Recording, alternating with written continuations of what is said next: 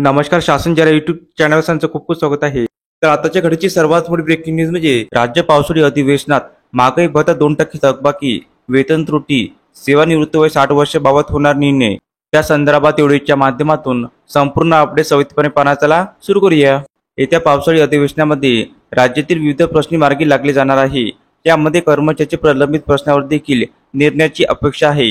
याबाबत सविस्तर माहिती पुढील प्रमाणे पाहूया. वेतन त्रुटी आक्षेप.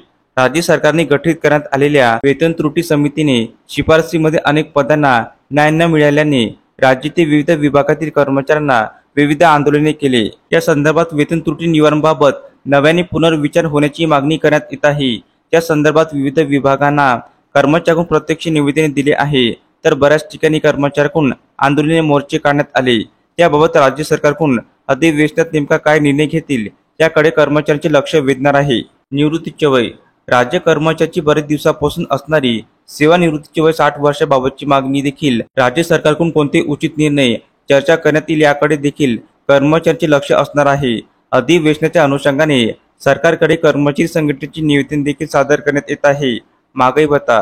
राज्य कर्मचाऱ्यांना केंद्र सरकारच्या धर्तीवर 2% वाढीव महागाई भत्ता दिनांक 1/1/25 पासून लागू करण्याचा अधिकृत निर्णय या अधिवेशनादरम्यान घेण्याची दाट शक्यता आहे. वरील प्रमुख मागणीशिवाय राज्यातील शिक्षक कर्मचाऱ्यांच्या विविध प्रलंबित मागण्यासाठी शिक्षक आमदारांकडून अधिवेशनात चर्चेला जाण्याची शक्यता आहे. तर अशा प्रकारे सरकारी कर्मचारी संदर्भात अतिशय महत्त्वाचे अपडेट या एपिसोडच्या माध्यमातून आपण पाहिले आहे.